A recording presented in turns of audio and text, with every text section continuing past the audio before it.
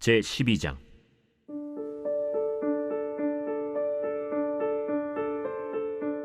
여호와께서 나단을 다윗에게 보내시니 그가 다윗에게 가서 그에게 이르되, 한 성읍에 두 사람이 있는데 한 사람은 부하고 한 사람은 가난하니 그 부한 사람은 양과 소가 심히 많으나 가난한 사람은 아무것도 없고 자기가 사서 기르는 작은 암양 새끼 한 마리뿐이라.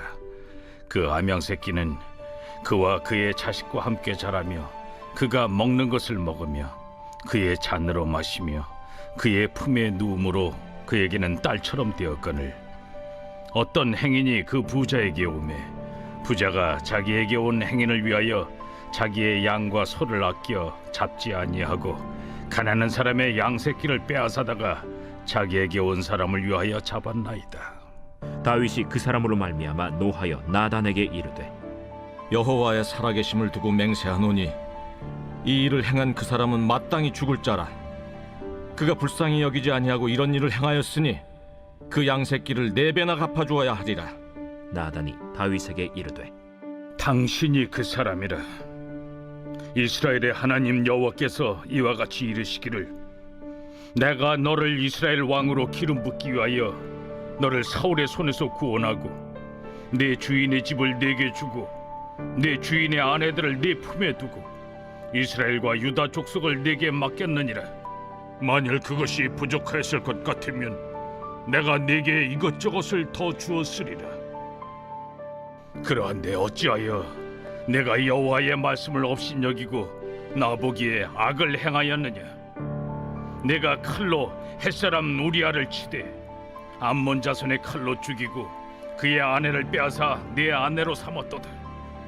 이제 내가 나를 업신여기고 햇사람 우리아의 아내를 빼앗아 내 아내로 삼았은즉 칼이 내 집에서 영원토록 떠나지 아니하리라 하셨고 여호와께서 또 이와 같이 이르시기를, 보라, 내가 너와 네 집에 재앙을 일으키고 내가 내 눈앞에서 네 아내를 빼앗아 네 이웃들에게 주리니 그 사람들이 네 아내들과 더불어 백주에 동침하리라. 너는 은밀히 행하였으나 나는 온 이스라엘 앞에서 백주의 일을 행하리라 하셨나이다. 샬롬, 반갑습니다. 오늘은 당신이 그 사람이라 라는 제목으로 함께 하나님의 말씀 나누겠습니다. 다윗은 한 여인을 취하려고 살인까지 서슴지 않고 저지른 파렴치한이었습니다. 그러나 다윗은 전혀 죄의식을 가지고 살지 않았습니다. 그럼에도 불구하고 하나님은 다윗을 기억하시고 불쌍히 여기십니다. 자신의 죄를 회개할 수 있도록 기회를 주신 것입니다. 나단 선지자를 보내셔서 이야기를 들려주십니다. 한 부자가 있었는데 손님을 대접하기 위해서 가난한 종의 아끼는 암양 새끼를 억지로 빼앗아서 대접했다 하는 것입니다. 얘기를 듣고 화가 난 다윗은 그런 자는 반드시 죽여야 할 것이라고 합니다. 그때 당신이 그 사람이라고 말합니다. 하나님이 지금까지 당신을 축복하여서 여기까지 인도하셨는데 당신은 우리아의 아내를 빼앗고 그를 죽였다고 하는 것입니다. 그제야 다윗에게 자기가 저지른 죄악의 심각성을 깨닫게 하십니다. 암양 새끼를 빼앗은 자를 죽여야 된다고 하던 다윗은 부하의 아내와 그 부하까지 죽였기 때문입니다. 다윗은 자기의 잘못을 시인하고 하나님께 용서를 구합니다. 바로 이 점이 다윗의 위대한 점입니다. 시편 51편에서 자신의 마음을 자세히 기록하고 있습니다. 나를 주 앞에서 쫓아내지 마시며 주의 성령을 거두지 마소서. 사울 왕이나 다윗 왕이나 50보 100보인 것 같습니다. 둘 다 틀림없는 죄인입니다. 그러나 차이점은 하나님께서 다윗의 죄를 지적하실 때에 다윗은 자기의 잘못을 인정하고 철저하게 회개했다 하는 것입니다. 침상이 눈물 범벅이 되도록 울며 회개하는 모습을 보신 하나님은 그를 용서하시고 다시 축복해 주셨습니다. 다윗의 위대한 점은 자신의 잘못과 죄를 즉시 깨닫고 곧바로 회개한다 하는 것입니다.